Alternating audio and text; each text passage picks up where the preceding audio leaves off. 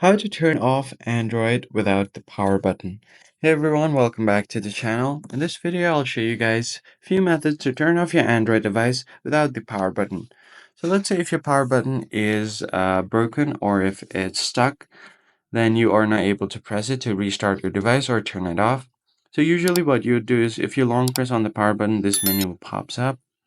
But if your power button is not working, you have a few methods. So if you're on a Samsung device, you can just scroll down and then scroll down again.